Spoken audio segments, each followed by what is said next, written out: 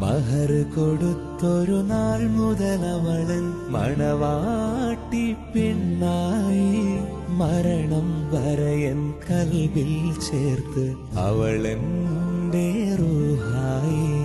പ്രണയമനോഹരരാവിൽ അവളുടെ കാതിൽ ഞാൻ കിസ ചൊല്ലി. ഹൃദയം തൊട്ടവൾ എന്നോടോതി ഞാനാണവളുടെ പാതി. സ്നേഹമേറെ തന്ന് മാതാവിൻ ലാളനയും അവളേകി. ദുനിയാവിൽ സുവർഗത്തിൻ പ്രണയപ്പുഴയിൽ ഞാൻ